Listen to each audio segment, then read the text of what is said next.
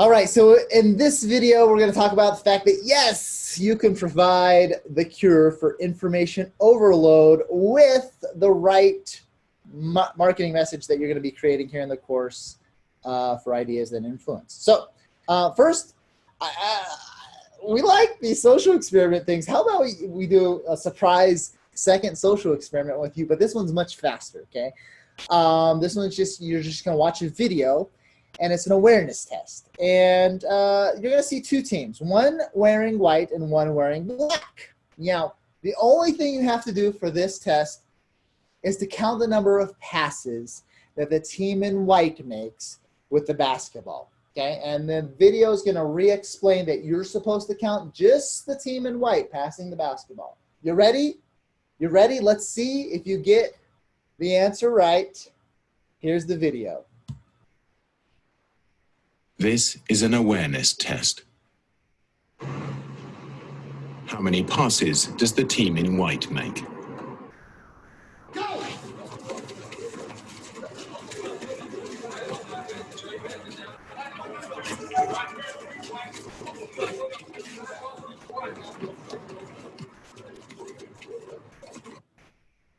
All right, I paused the video here to see if you have your answer. That's where it stops. So, got your answer in mind?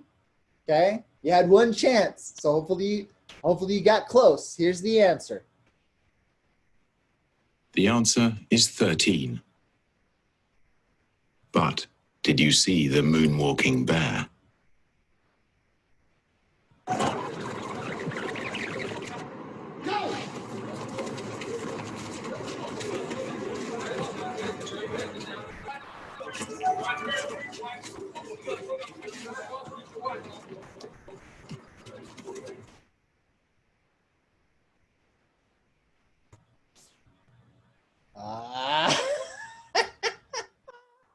Wow. Oh, man. So, who's surprised? The moonwalking bear. Did you see the moonwalking bear? Such a classic. Never goes out of style. Oh, man. So, there's a myth. There's a myth that people can multitask. That there is more than one video on the internet that shows this type of experiment. They're called selective attention tests. And other versions show a gorilla walking in front of everybody, cups changing colors right in front of your eyes, but nobody notices, basketball hoops disappearing off in the distance and nobody noticed because they were focused on something else. And just there's multiple versions of this test. But I decided to show this version of the test to a group of students at one of our events. This video was produced by Transport for London to remind motorists to be more aware while driving on the road. It went viral for them. Great marketing campaign. That's great. But there's a bigger lesson that was learned. And with a group of 78 students, actually a mentoring group of ours, I had them do the experiment. And then I asked them, okay, so how many saw the moonwalking bear? And the answer surprised me. I was expecting like 30% of people to say that they saw it. But the answer was 4. Only 4 people out of 78 people saw the moonwalking bear. But what's even more shocking is that 3 of them admitted that the only reason why I saw the moonwalking bear is because they had seen the video before. So instead of 4, that puts us down to 1 out of, because we have to take out the 3 people that had seen it before out of the 78. So 1 out of 75 people noticed the moonwalking bear. Now, there's a guy named Christopher Chabrice, and there's another guy called Daniel Simmons. They're authors of the book, The Invisible Gorilla, and they're the researchers who made this type of experiment so popular. They performed their original experiment at Harvard in 1999, and they were also extremely surprised by the low number of people that noticed the gorilla in plain sight. These experiments reveal 2 important things. It's a quote, that we are missing a lot of what goes on around us and that we have no idea that we are missing so much. That, for them, is the big aha moment, the big paradigm shift behind this experiment. It is true that you too are missing a lot of what is going on around you. But the question is it your fault? And scientists keep finding more and more proof that it's actually not your fault. For example, Earl Miller, a professor of neuroscience at MIT, said, people can't multitask very well, switching from task to task. You think you're actually paying attention to everything around you at the same time, but you're actually not. You're not paying attention to one or two things simultaneously, but, and this is the key point, you're switching between them very rapidly. So multitasking is kind of a myth, according to the neuroscientists. They're saying you're not actually multitasking. You're just going switch, switch, switch, switch, switch, switch. And if you think you're good at multitasking, it means you're good at going switch, switch, switch, switch, switch. But when you go switch, switch, switch, you end up missing a lot of what goes on, because another neuroscientist, Daniel Wiseman, he pointed it out like this. If I'm out on a street corner and I'm looking for one friend who's wearing a red scarf, I might be able to pick out that friend. But if I'm looking for a friend who's wearing a red scarf on one street corner, and in the middle of the street, I'm looking for another friend wearing a blue scarf, and on the other side of the street, I'm looking for a friend wearing a green scarf, at some point, I can only divide my attention so much, and I begin to have trouble. It was 1, 2, 3. 1, 2, 3. So, for the most part, multitasking is a myth. And for most tasks, your brain can only focus on one thing at a time. This is extremely important for creating your marketing message. And there's even more proof why it's so hard for you to pay attention to the many things that are going on around us. For example, have you ever noticed that you keep buying pretty much the same things at the grocery store all the time just to keep yourself sane? Well, the reason why is because there's on average 47,000 different items at the grocery store that all get purchased, except you on average, you're only buying maybe 100 to 200 different types of items or brands of items per year when you go to the store, because there's so many things going on around you that you're just missing out on, because there's too much noise. There's too much noise in the world. There's information overload. There's too many choices. So there's so many choices that we actually can't handle it very well as a human. And this is proven even more by some studies with goldfish. Have you heard that goldfish have a 9-second attention span? Well, it's true. That's how long their attention span is. And one study showed that in the year 2000, on average, our attention span is 12 seconds. Not very good. 3 seconds better than a goldfish. But wait, there's more, because new studies have shown that since 2000, information overload has gotten worse. We're not getting stupider.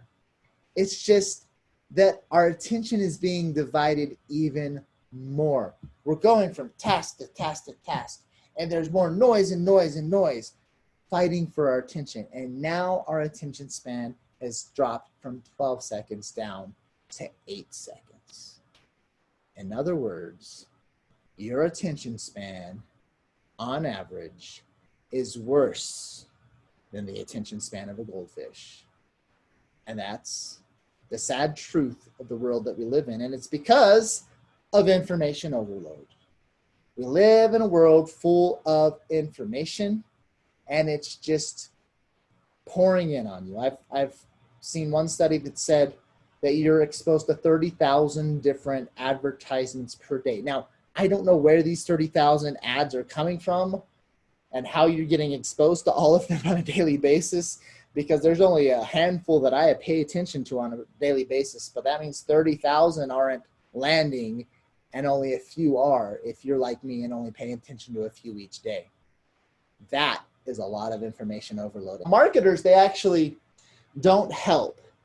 But there's a few little tweaks that you can do in order to fix things. You can fix things to help with the information overload so that your marketing message can more easily break through. Instead of being a marketer that makes things worse, you can make it better for your target audience, okay?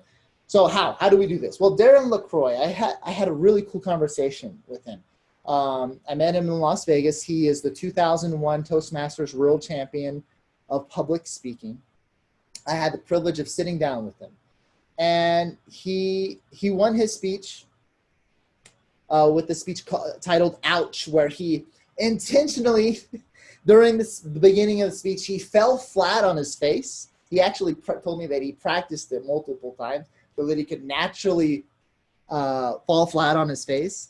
And when he fell flat on his face, he actually stayed there and continued his speech for a few seconds flat on his face. Now that caught attention, obviously, and you know, it won him the championship for that year.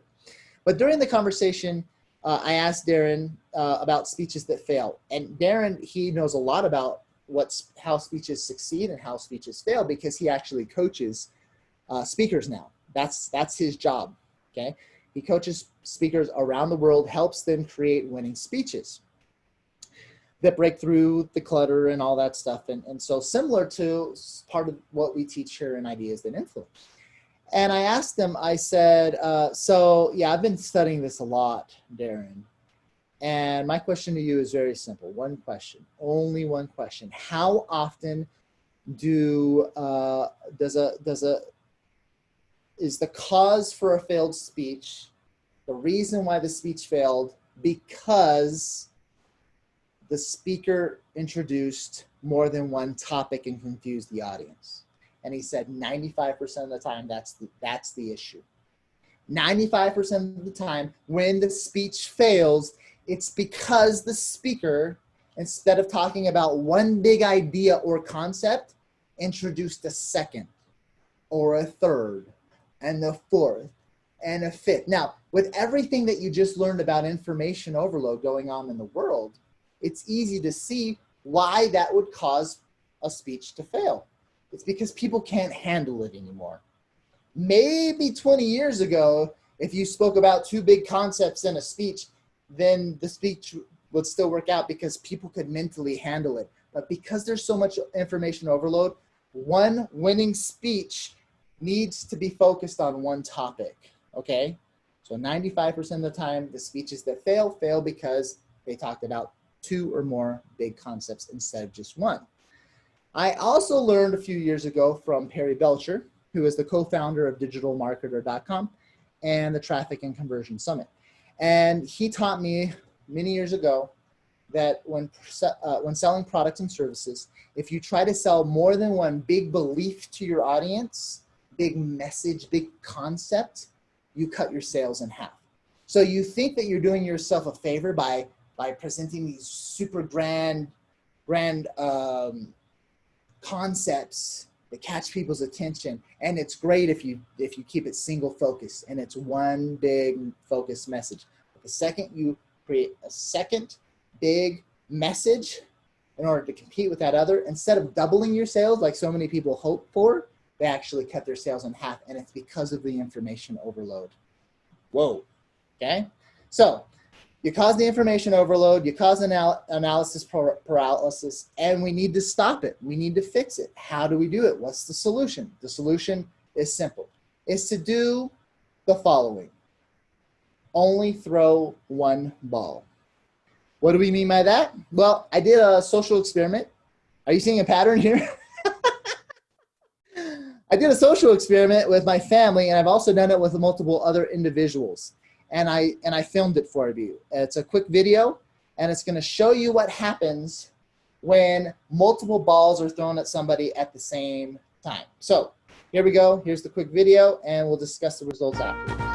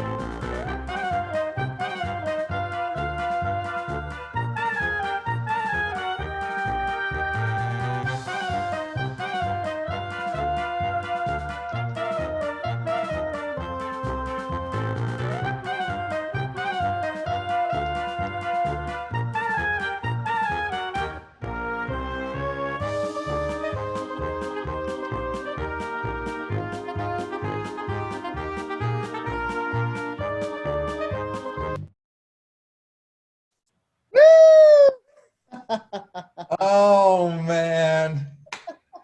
My goodness, they are the cutest. Oh my gosh. Yes, thank you. And Ellie was so excited because she got one at the end. Yeah. 12 balls were thrown, 12 concepts were thrown, but she was super excited to just catch 12. And then when 12 were thrown, yeah, I tell you what, yeah, there was no acting, like dropping balls on purpose. When the 12 balls were thrown at me all at once, I was trying to catch as many balls as I could, and I caught 0. So the big lesson here is simple. If you throw one ball, if you throw one big message out there into the world, okay, your audience will catch one ball. They will catch the message. They will understand the message. But throw multiple messages, throw multiple big concepts and ideas out there, and this is what happens. Oops. Nothing sticks.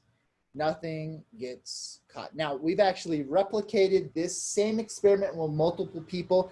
This is what happens. You throw a ball to somebody, in like 95% of the instances, they catch the one ball. It's one ball. It's easy. All the focus and attention is on one ball.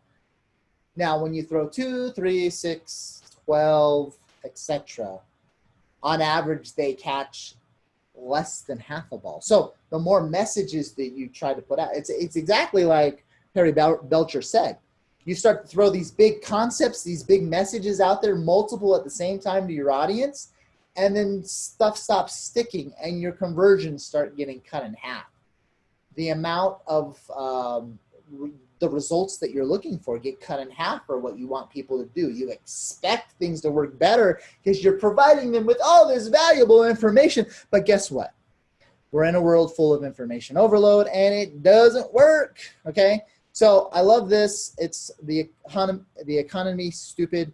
If you don't know the story, many political analysts believe that one of the reasons why Bill Clinton won the 1992 presidential campaign, they believe he won thanks to James Carville because he helped keep Bill's messaging, his marketing message, his message to his voters focused on one big concept, that it's the economy. He kept it focused on the economy. The problem was that Ross Perot was getting positive attention for talking about balancing the budget, and Clinton felt like he should also talk about balancing the budget while speaking about his other talking points. But James Carville then said the coolest quote, in my opinion, that he's ever said.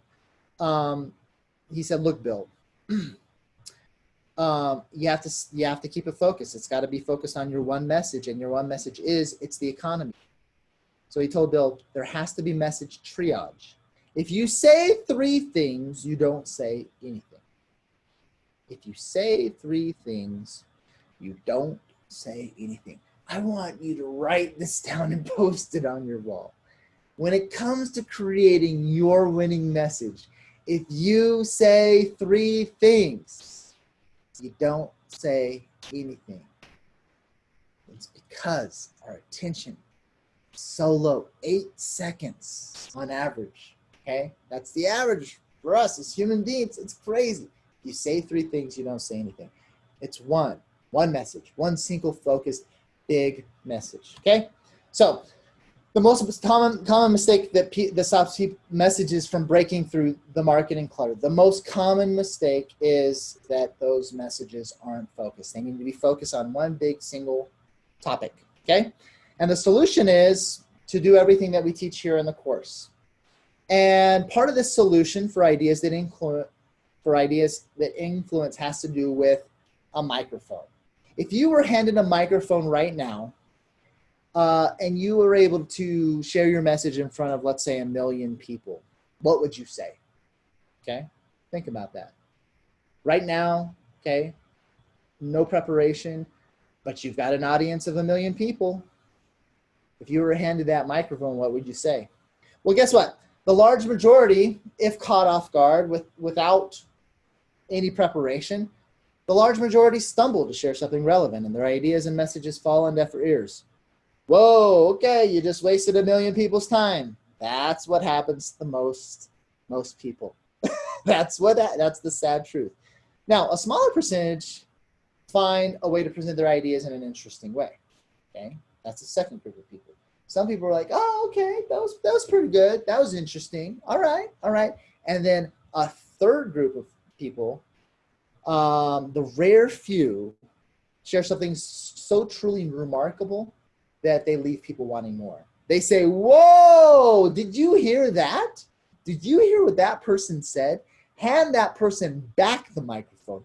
I want to hear more about what that person said. Now, our goal for you is to make it into this third group with the creation of your message here in this course. We want you to be part of the rare few that when somebody does literally or hypothetically hand you a microphone, that you say something or you present something so valuable through your message that you leave people wanting more and they want to hear more from you. And we use this microphone as an analogy for what we call what we're going to be creating here in the course, Ideas That Influence, and that is your microphone message, okay? So you will be creating what's referred to as your microphone message here in the course, Ideas That Influence. And your microphone message is your single focus message that breaks through the marketing clutter, okay? Your single focus message. Despite the fact that we live in a world full of information overload and analysis paralysis, you're going to be able to create your microphone message that breaks through the marketing clutter. Now, you're going to be able to do that through one of three categories. Your microphone message falls into one of the three C's. The three categories of the three C's are the following. One is the category called convincing calls to action, which means, yes, your message, your microphone message might be considered a convincing call to action. Okay, that is how you might categorize it, and that will help orient the way you structure your microphone message. So it might be a convincing call to action, or we might label your message as a central concept, and you're going to be able to choose. Are you going to create a convincing call to action or a central concept for your microphone message? Or are you going to create what's called a core belief as your microphone message? So those are the three C's, and we're going to have a video that talks about one of each of them so that you can actually decide which of these three categories you're going to choose for the creation of your microphone message. If you don't know what these mean yet, you're not supposed to know. The next videos are actually going to teach you what these three categories are all about, what the benefits of them are, and why you should choose different ones based on your current needs for the message, the microphone message that you're creating to try to break through the noise. I'm going to leave you with a quote for this video. It's by Winston Churchill, one of my favorite quotes of all time. He said the following. Siri, I'm not talking to you. I don't know what I said. Seriously? Winston Churchill said, if you have an important point to make, don't try to be subtle or clever. Use a pile driver. Hit the point once, then come back and hit it again. Then hit it a third time. A tremendous whack.